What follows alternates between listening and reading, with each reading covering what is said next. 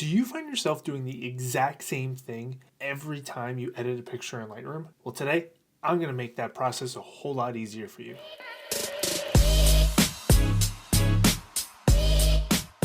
What's up? I'm Jay LeBlanc, wedding photographer and photography educator. Today, we're going to go through how to create a preset that you apply on import. If you find yourself constantly doing the same adjustments to every picture that you edit inside of Lightroom, this video is going to show you how to make that just a little bit easier for yourself.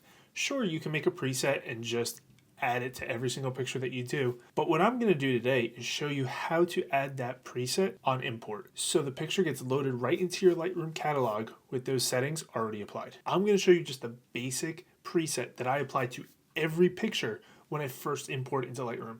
Essentially what I'm trying to do is add a little bit of sharpening, a lens correction, and flatten the image so I'm able to see as much information as possible when I begin working with each picture. And you find yourself wasting a ton of time doing the same adjustments over and over again, that you can take that hard-earned, valuable time of yours to scroll Instagram endlessly for hours? Well, we're about to help feed your social media addiction. Let's jump in and check this out. All right, here we are inside of Lightroom, and I just have a picture of my dog with a sheet with holes cut out of it. Yep, I'm that person. I made my dog dress up as a ghost. I saw it online and I said to myself, man, I gotta do that to my dog too.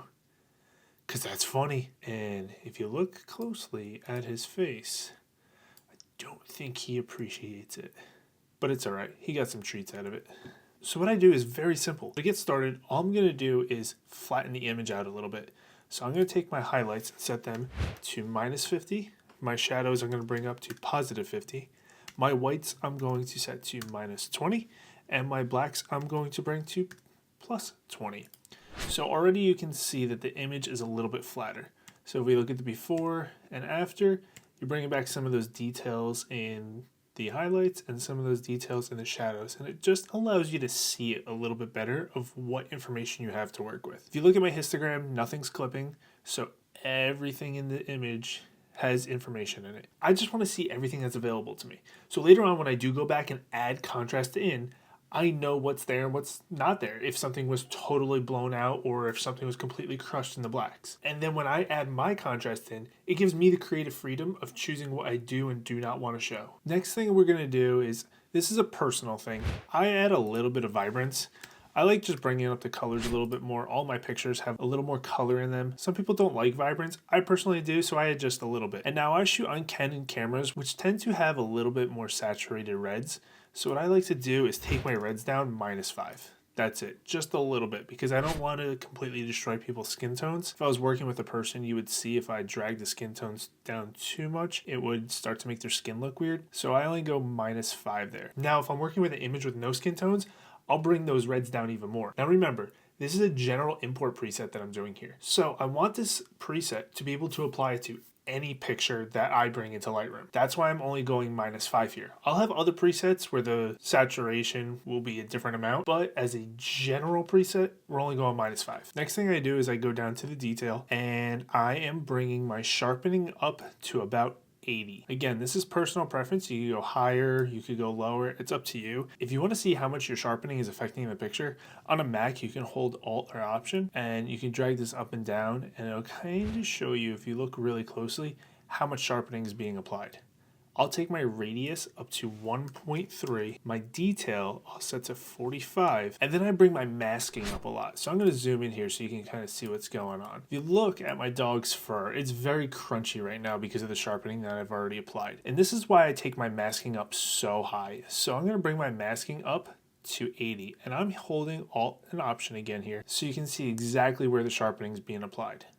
The black areas is where sharpening is not being applied. The white areas is where it is being applied. So we're just applying a mask here for the sharpening that's included. So right there at 80, that's kind of my magic spot. As you see, it's really only the edges of things that are getting sharpened. That way we're not over sharpening the entire image. And I'm going to zoom in here so you can kind of see. Now I'm zoomed in at 200% and I'm going to turn the detail preview off and back on, off and on.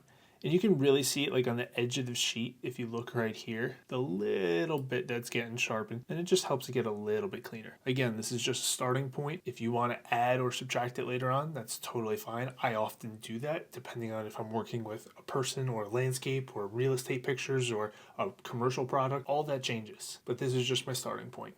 And the very last thing I'm going to do is make sure that remove chromatic aberration and enable profile corrections are both checked. Removing chromatic aberrations because almost every lens will get it if you are shooting in high contrast areas, and enable profile corrections. That is going to remove any distortion that you have from the barrel of the lens, as well as any vignetting that you might have around the edges. Some people like this. Personally, I like to turn it off and then creatively add that back in on my own. Again, I want to work with a very basic image and then creatively select what I do and do not show in an image. And if I choose one image I don't want a vignette, well then I'm glad that I'm checking off this box. Some of my pictures, I might go and uncheck that box just because I like what my lens is doing to the image. And that's totally fine. Again, this is just a starting point. And that's it. So next thing we're gonna do is we're gonna go over to presets. We're gonna hit this little plus sign and we're gonna create a preset.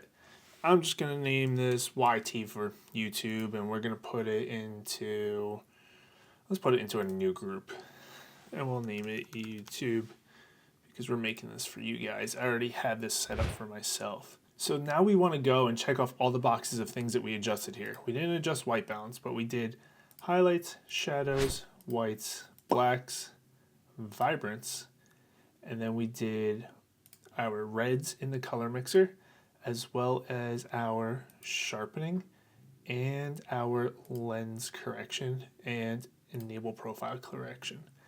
And then we're going to go ahead and create that. Now if we look, we have our new folder named YouTube, and there's our YouTube import preset. So now we're going to go import some pictures. I have the memory card still plugged in with the rest of the pictures from this shoot that my dog was willingly doing for me, because he loves me and he really wanted to be a ghost for Halloween. So what we're going to do is we're going to come over here on the right hand side underneath apply during import, and right here we have develop settings. So currently it's checked off on none. We're going to go down to our folder that we just made called YouTube, and then our YT import preset. I'm going to click that. We're going to go ahead, import all these pictures.